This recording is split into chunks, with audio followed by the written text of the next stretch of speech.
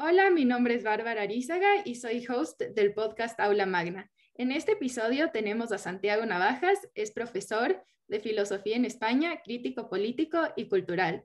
Hola Santiago, es un gusto tenerte el día de hoy en nuestro podcast. Encantado, Bárbara, de que me hayas invitado para charlar contigo, estando tan, como te he comentado antes, tan lejos, pero sin embargo, gracias a la tecnología, tan cerca.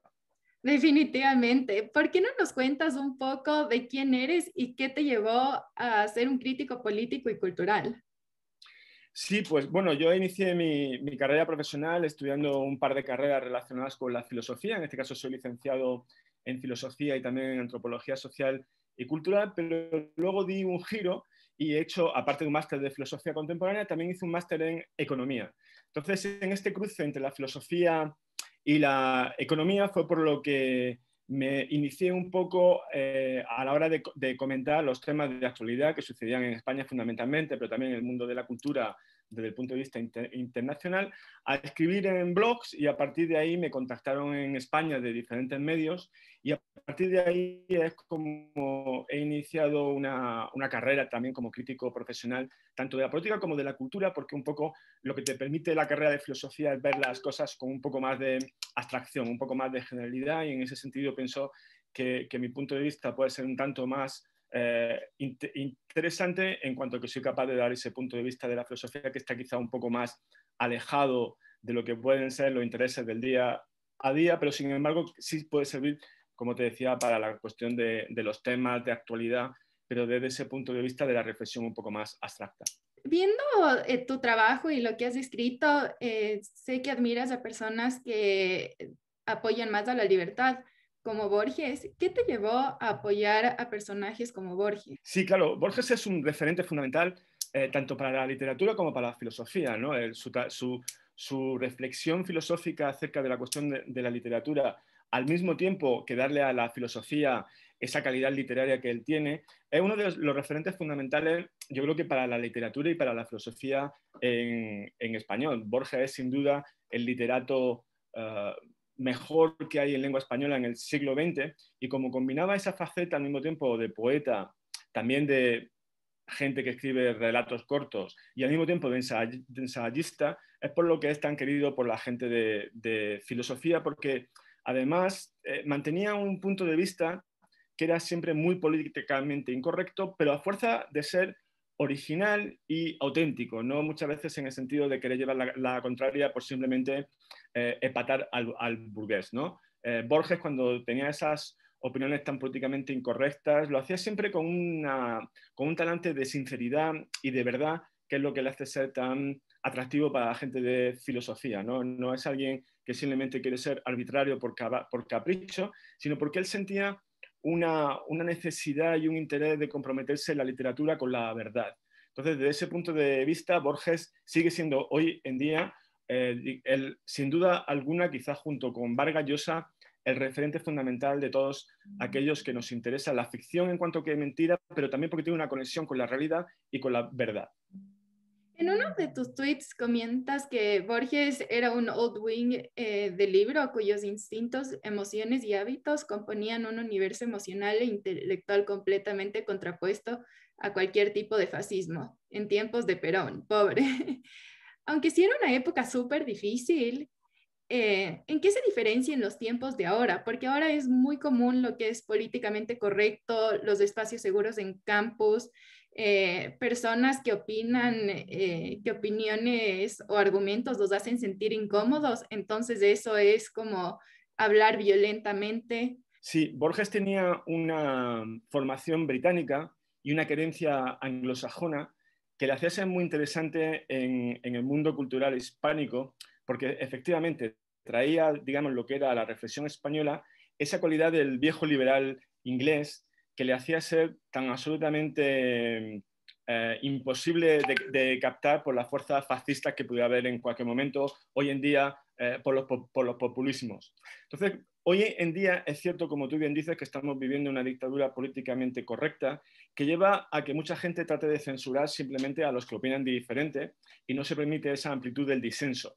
Eso lo sufrió Borges en su carne cuando lo apartaron de director de la biblioteca y lo quisieron hacer sexador de pollos, ¿no? En ese momento hubo una persecución contra Borges, que le llevó incluso esa persecución a que finalmente no le dieran el Premio Nobel de Literatura, que se merecía sin duda por ser uno de los grandes literatos del siglo XX, pero por sus opiniones controvertidas, muchas veces tendentes a la derecha, que en aquella época, en los años 50-60, estaban completamente en el margen de lo que era, por así decir, la cultura general, pues lo que le impidieron un poco, aunque efectivamente se consagró, pero quizás no alcanzó todo el reconocimiento en el mundo cultural que podía haber tenido si hubiese sido más de izquierdas, ¿no?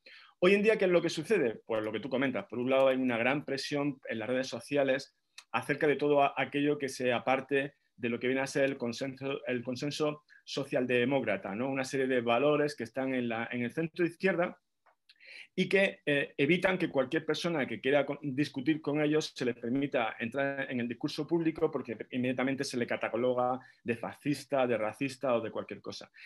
Pero por otro lado, una cosa que sí percibo yo con respecto a las generaciones anteriores es que hay mucha intimidación. O sea, por una parte te quieren intimidar, pero por otra parte la gente también se deja intimidar. A mí me han intentado hacer scratches y hacer boicots, me han hecho presión en las redes sociales, me han hecho presión también en el trabajo. Es decir, ha habido incluso compañeros míos que han introducido a alumnos dentro de mis clases un poco para sacar fuera lo que yo digo en ellas.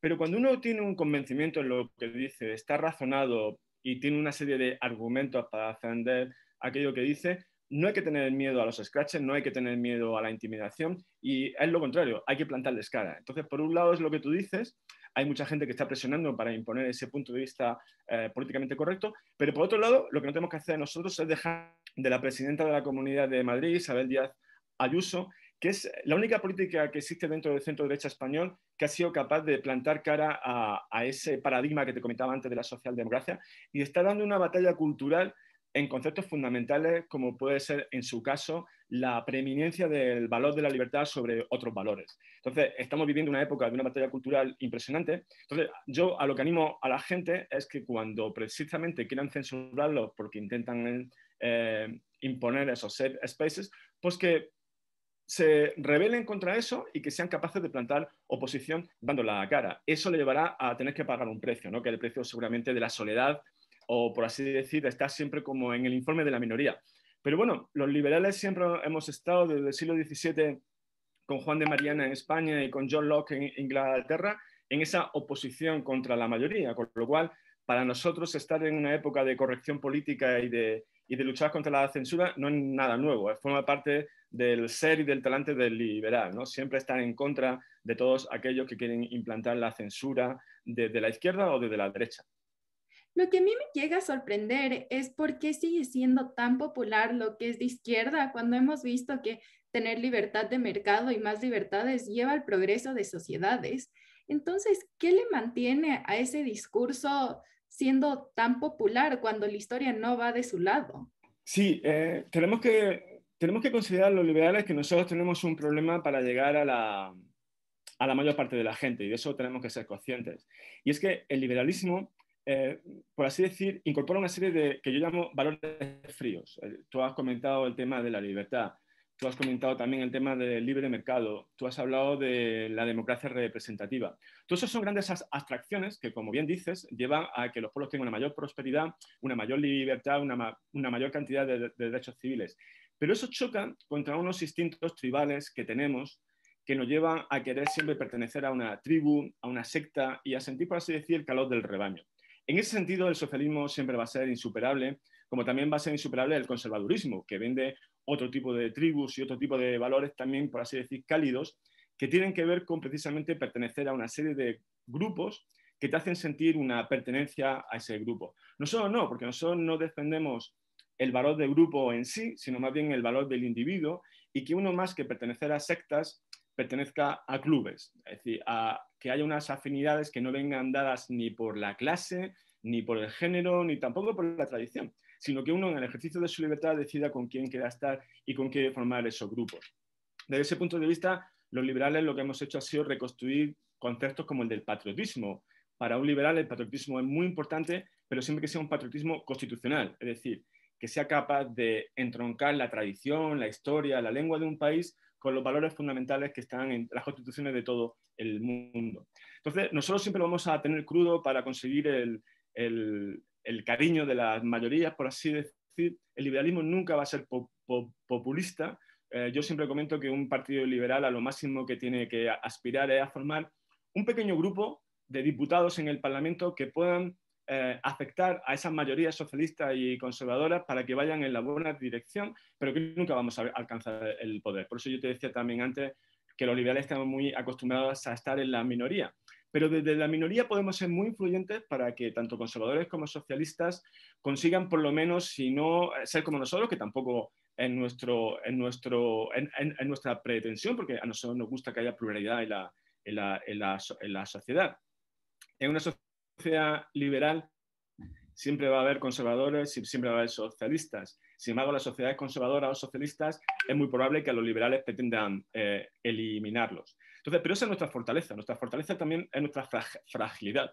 Y con esa fragilidad hemos estado los últimos 3 siglos y creo que vamos a poder sobrevivir en los próximos 3 siglos, por lo menos. Bueno, eso me da un poco de esperanza porque en países acá de Sudamérica pareciera que el socialismo del siglo XXI se queda aquí y sigue viniendo una y otra vez. Sí, eso lo estamos viviendo en España ahora porque precisamente últimamente nos ha llegado el populismo de izquierda latinoamericano con partidos como Unidas Podemos, de Pablo Iglesias o de Errejón, que ellos se consideran, por así decir, la avanzadilla del chavismo o del peronismo aquí en España. Entonces, ha sido interesante en estos últimos años ver cómo ellos han confluido con los partidos políticos liberales que había aquí, más o menos de centro-izquierda o de centro-derecha, y cómo poco a poco se han ido, por un lado, domesticando y por otro lado, lo ha ido asimilando el sistema. Una de las cosas que siempre tenemos que intentar es que el sistema de un país sea capaz de hacer confluir a todas las fuerzas, incluso a las más extremas, hacia el centro. Eso es lo que no consiguió la Segunda República Española, que precisamente lo que hizo fue centrifugar a todas las fuerzas políticas hacia los extremos y acabamos en una guerra civil. Y sin embargo, ahora hemos conseguido, tanto con los partidos más de izquierda, de extrema izquierda, como son estos que nos vienen de Sudamérica, de Argentina y de Venezuela fundamentalmente, y también por parte de la gente que es más derecha, sin embargo, lo estamos consiguiendo llevar hacia el centro. Y para eso son muy importantes el diseño de las instituciones. Es decir, las instituciones en España de la Constitución del 78 estaba encaminado un poco a conseguir que todas esas fuerzas extremas se centrasen y consiguiesen hacerse sin perder su espíritu socialista o conservador, pero por lo menos sí que admitieran esa plataforma liberal de convivencia. Lo estamos consiguiendo con los partidos populistas de izquierdas y de derecha, no lo hemos conseguido tanto con los nacionalistas. Los nacionalistas, sobre todo en Cataluña, al final han derivado hacia el golpismo, pero bueno, tras el fracaso del golpe de Estado de hace un par de años, gracias fundamentalmente a la figura del rey, a la figura de ese monarca constitucional que ejerció de árbitro entre todas esas fuerzas que se querían ir, pues al final parece que efectivamente también en Cataluña volverán a la senda de la Constitución, que es un poco la que nos une a todos hacia esos valores liberales fundamentales de los que te hablaba antes. Lo que no sé es si ahí existe ese diseño institucional que consigue que todas las fuerzas políticas consigan entrar en un clima de negociación y de conciliación. Aquí en España también tenemos que aprender todavía de países que lo han conseguido todavía mejor que nosotros.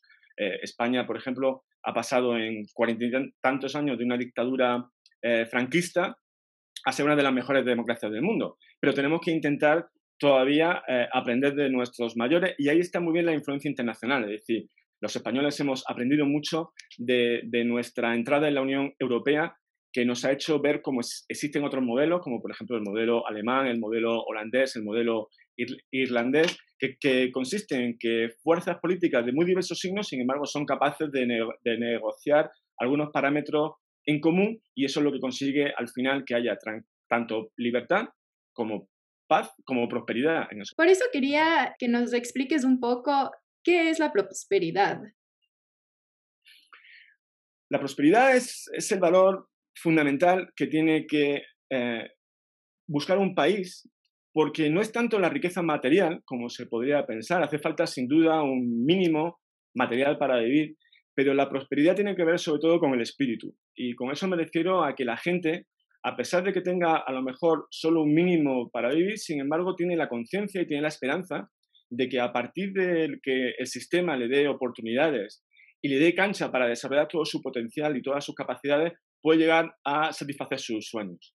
Entonces, para eso, para conseguir tus sueños y para tú ser consciente de que tienes las posibilidades de, a partir de tu esfuerzo, de tu trabajo, de tu inteligencia, poder a conseguir aquello que tú quieres sin tener muchos frenos sociales, es fundamental que haya un sistema libre, tanto en el terreno político, y en España hemos avanzado muchísimo en derechos civiles. España es seguramente ahora el país con más derechos civiles del mundo, junto a lo mejor con Nueva Zelanda o Holanda, pero también, y ahí es donde falla España, también hace falta un sistema laboral eficiente. Y España tiene un 19% de paro, tiene un 40% de paro entre la gente más joven, y ahí es donde está fallando España, porque si no tienes una oportunidad de trabajo, no tienes una esperanza de que tu economía va a mejorar en el futuro simplemente a partir de tu trabajo, sino que tienes que depender del Estado, entonces va a hacer una sociedad que espiritualmente está atada al destino del Estado, ¿no? Y eso es lo peor que le puede pasar a una sociedad civil. ¿Qué tenemos que conseguir? Tenemos que conseguir que, igual que los liberales hemos hecho que los socialistas y los conservadores comprendan que los derechos civiles son fundamentales para una sociedad libre y próspera, ahora tenemos que dar el siguiente paso, y es conseguir que tanto los conservadores, que vienen de ese pasado franquista con un mercado laboral muy rígido, porque Franco era muy paternalista y era muy partidario del proteccionismo y del nacionalismo económico, y por otro lado los socialistas, que tradicionalmente nunca han sabido de economía, pues sean capaces de arbitrar un sistema que sea libre y justo. Antes comentábamos el tema de los riders, ¿no? De la gente que trabaja para todas estas empresas que lo que hacen es llevar comida de los restaurantes hasta los domicilios. Entonces estamos discutiendo aquí en Europa cómo conseguir un sistema de regulación que consiga, por un lado, que se mantenga la flexibilidad del sistema, al mismo tiempo que, claro, que estos trabajadores tengan una seguridad mínima para poder tener esa esperanza, que si no lo que hace es que lo aliena y al fin y al cabo lo lleva a revolverse contra la sociedad. ¿Cómo podemos conseguir eso? Pues podemos conseguir eso por parte de los trabajadores, siguiendo con el tema que tienen ahora, de que son autónomas, pero también las empresas tienen que dar su brazo a torcer y, en ese sentido, negociar con los trabajadores una serie de protecciones sociales que son básicas. En este sentido, los trabajadores de estas empresas necesitarían tener, por ejemplo, más protección frente a los accidentes, que tienen muchos, y también tener cierta garantía a la hora de la seguridad social, ¿no? Entonces, yo creo que ahí se puede alcanzar un equilibrio muy interesante entre la libertad y la flexibilidad que necesitan esas empresas, con una seguridad mínima que también necesitan los trabajadores y que es justo dársela.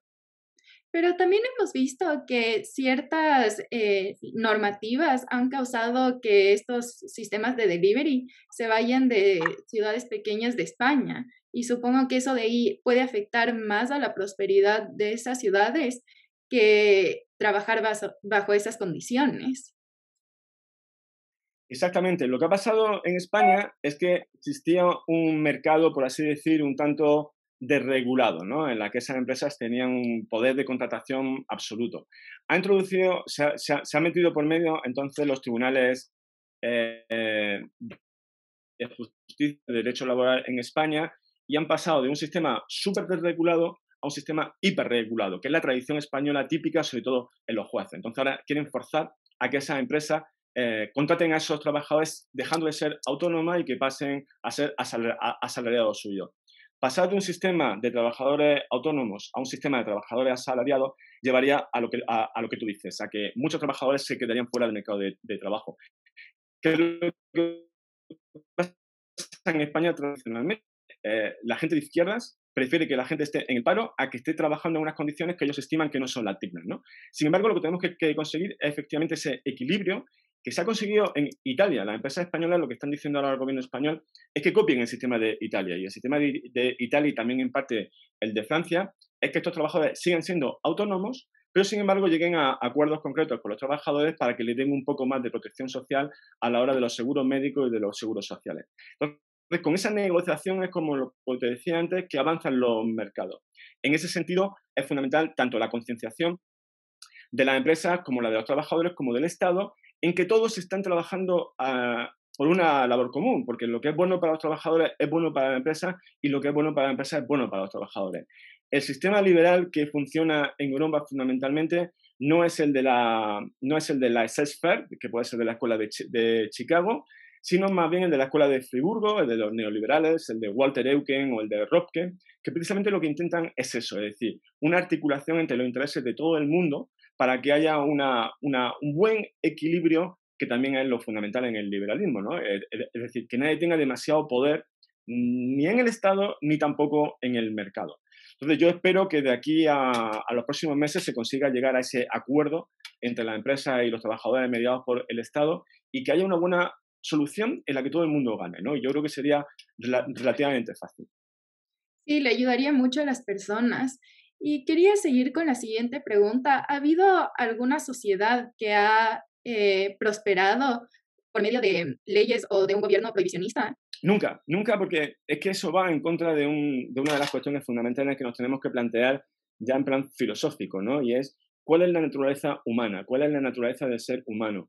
Aquí nos estamos encontrando en España que hay muchas corrientes de izquierdas que niegan que existe una naturaleza humana. Entonces, como niegan esa naturaleza humana, tratan de hacer una ingeniería social desde el Estado para convertir a los individuos en lo que ellos quieran, ¿no? Entonces ahora tenemos aquí proyectos para nuevas masculinidades, ahora nos tenemos que hacer los hombres como según nos dicten las feministas de izquierdas, o también para las mujeres, que por ejemplo ahora las están presionando para que elijan unas carreras y no elijan otras porque han decidido que lo mejor para las mujeres es estudiar ingeniería y no estudiar medicina, por tanto, ¿no? Este dirigismo socialista que en última instancia se basa en esa negación de la naturaleza humana, en la idea de que en el ser humano no hay una esencia, sino que hay una existencia.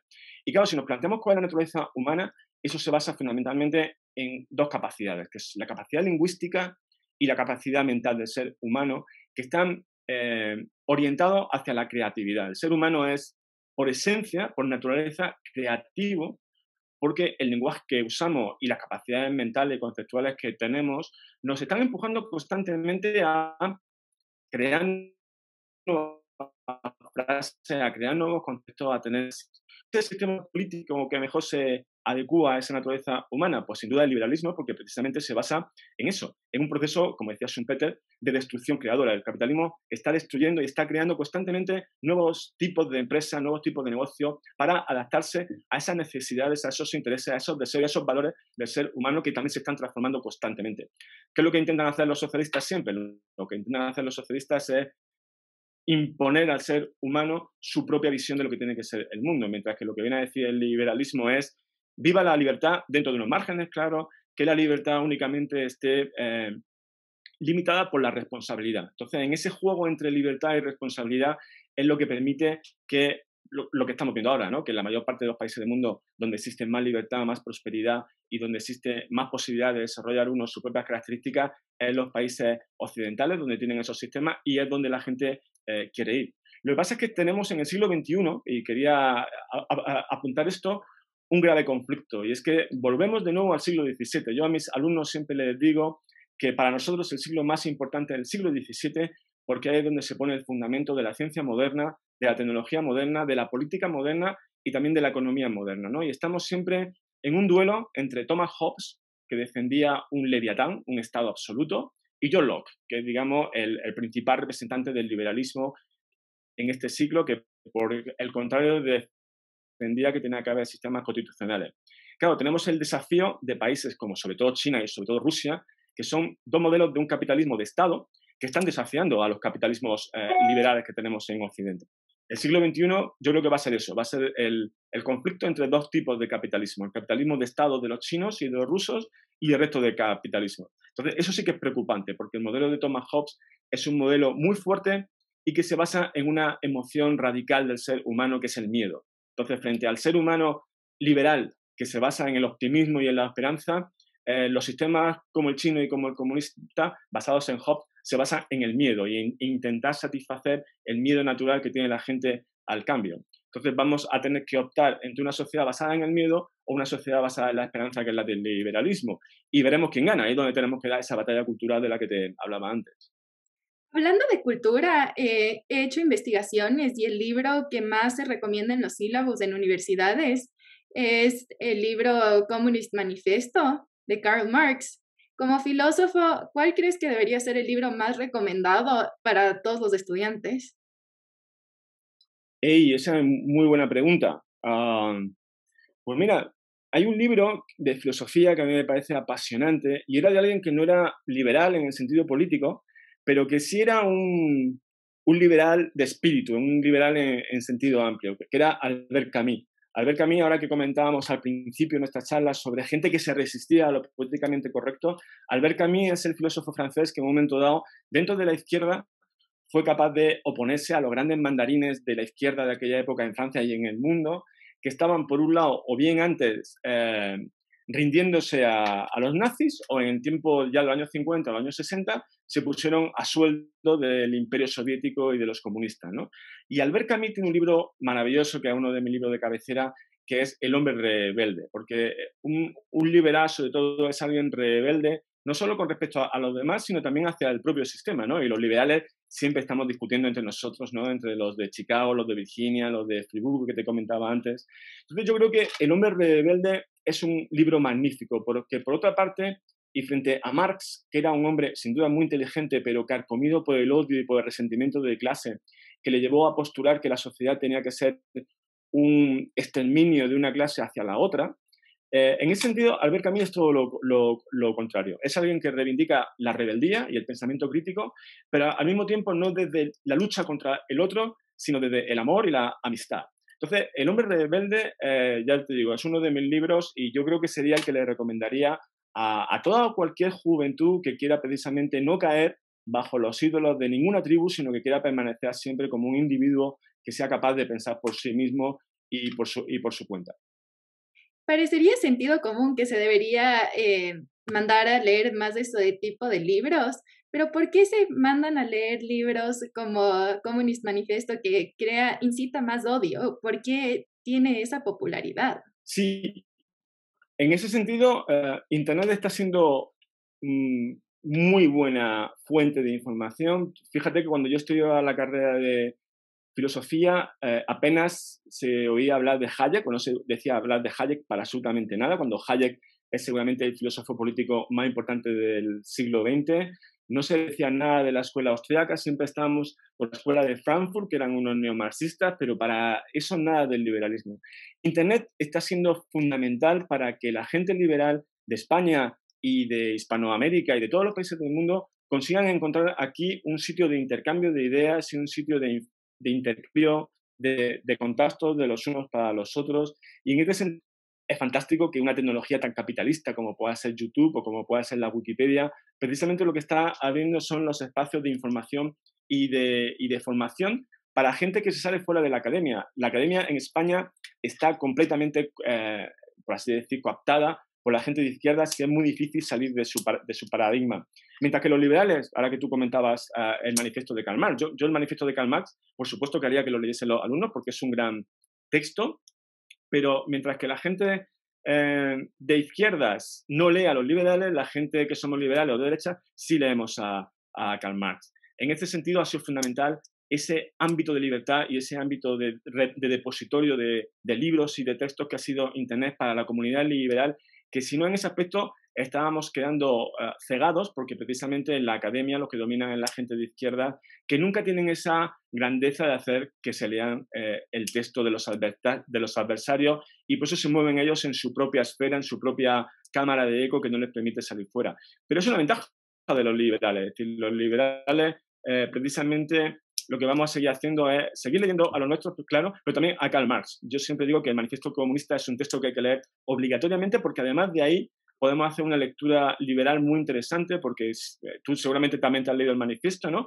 Y ahí precisamente Karl Marx lo que hace es una declaración de admiración hacia el potencial que tiene el capitalismo de crear infraestructuras, de crear invenciones. Él dice que lo que ha hecho el capitalismo en un siglo es más grande que las pirámides de Egipto, ¿no? Entonces ese canto de admiración, que no de amor de Karl Marx al capitalismo, es algo que también tenemos nosotros que hacer nuestro porque al fin y al cabo nos sirve para explicar en qué punto Karl Marx se equivocó, ¿no? Y es cuando dice, por ejemplo, que los capitalistas todo lo bañan en las aguas frías del cálculo. Y es cierto que hay cálculo en el capitalismo y en el liberalismo, pero fundamentalmente el liberalismo y el capitalismo se basan en lo que explicaba Adam Smith en la teoría de los sentimientos morales y ese otro libro que también haría que se leyesen, El hombre rebelde y la teoría de los sentimientos morales, de Adam Smith que muchas veces los olvidamos los liberales, y es un libro más importante que La riqueza de las naciones. Y ahí hace un canto en Adam Smith a la empatía, lo que él llamaba la simpatía, que es esa capacidad que tenemos los humanos de ponernos en la piel del otro, tanto desde el punto de vista emocional como racional, que es lo más importante en estos tiempos en los que se habla mucho de educación emocional. Y un poco también eso conecto con una cosa que me decías antes, y es porque los liberales no tenemos éxito tanto entre las masas, y es que nosotros, quieras que no, somos ilustrados, y los ilustrados siempre ponen la razón por encima de las emociones. Y lo que no tenemos que hacer nunca es abandonar nuestros principios porque no vamos a ser comprendidos por las masas. Pues como te decía antes, mantengámonos en la minoría intentando siempre convencer al mayor número de gente posible. ¿Por qué crees que los liberales son más abiertos a leer libros de todo tipo, o sea, de izquierda, derecha, unos que apoyan libertad, y los que son socialistas, no? Pues fíjate, en España por lo menos hay muchos liberales que tienen mucho éxito ahora, como Federico Jiménez Los Santos, por ejemplo, o Antonio Escotado, que tienen grandes libros sobre el liberalismo y sobre el comercio y sobre el comunismo, y ellos eran más bien de izquierdas en el pasado, por no decir comunistas puro y duro. ¿Qué es lo que pasó?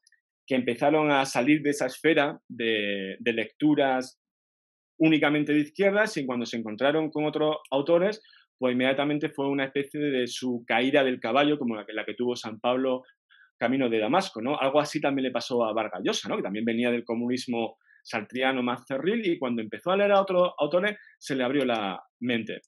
¿Qué es lo que sucede? Que los liberales siempre creemos que cuando hay un debate libre y un debate abierto en el que uno puede exponer sus razones sin ninguna traba, vamos a ganar nosotros. Entonces, tenemos tanta confianza en nuestras ideas, es por lo que no nos importa leer a los demás, porque además pensamos que los demás pueden tener razón en algunos casos, por lo cual podemos traer ideas incluso marxistas, ¿por qué no?, o anarquistas a nuestro propio sistema y mejorar nuestro propio sistema sin que nuestro sistema por eso venga a caerse, ¿no? Sin embargo, la gente de izquierda necesita no salir, o la gente conservadora también, necesita no salir de esa esfera de lecturas que les sirve como una especie de tribu intelectual, porque precisamente lo que puede pasar si leen a autores clásicos como John Locke, del siglo XIX como Stuart Mill, o más contemporáneos dentro del feminismo individualista como puede ser Camille Paglia, o en España María Blanco, o desde el punto de vista de feminismo anarquista Wendy McElroy, ellos sienten que pueden perder. Entonces, ante el sentimiento que pueden perder, prefieren no debatir y cancelar a los demás. Y de ahí viene la cultura del cancelamiento. La cultura del cancelamiento viene del miedo a reconocer que sus ideas son peores, ¿no? En España tenemos un ejemplo paradigmático en las feministas de izquierdas, las feministas socialistas y las feministas comunistas, las feministas de género, las feministas radicales, que siempre están intentando expulsar de las manifestaciones feministas a todas aquellas feministas liberales que no piensan como ella, ¿no? Pues precisamente cuando utilizan la violencia, cuando utilizan la intimidación, cuando utilizan el cancelamiento más para no debatir con ellos, es cuando estás reconociendo precisamente tu incapacidad y tu inferioridad. Definitivamente, y por eso te quería hacer como última pregunta, ¿qué opinas del cancelamiento de Dr. Seuss en Estados Unidos? Sé lo del Dr. Seuss porque lo he visto. Sí, pero en España es que no es nada conocido Dr. Seuss, entonces he visto la polémica por encima, pero no he introducido mucho. Pero bueno, es un caso paradigmático.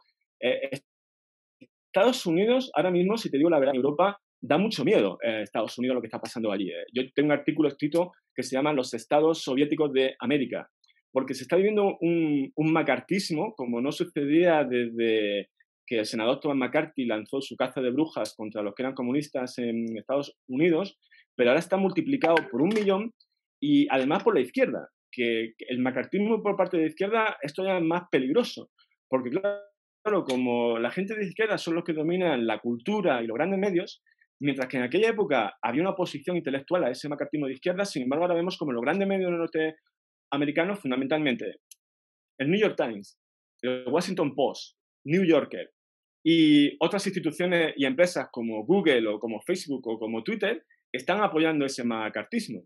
Con lo cual yo hoy me pensaría muy mucho si vivir en Estados Unidos, porque pienso que cada vez más se está alejando de ser una democracia plena como las que tenemos en Europa. De hecho, en el Democracy Index, en tiempos de Obama, Estados Unidos perdió su condición de democracia plena porque efectivamente en Estados Unidos el debate intelectual y el debate político no es posible. Entonces, esa situación es dramática y Estados Unidos se está yendo hacia una cultura de la censura y de la Inquisición que es tremenda y que desde Europa, sobre todo desde la Europa que no es anglosajona, porque Inglaterra también ha sido, por así decir, contaminada, infectada por ese virus de la corrección política y de la censura en Estados Unidos, pues estamos intentando que no llegue, ¿no? Yo creo que, por ejemplo, en España estamos siendo muy críticos y que incluso la gente de izquierdas, y eso es algo que hay que reconocerle, no están cayendo en esa trampa. Y aquí, por ejemplo, se ha defendido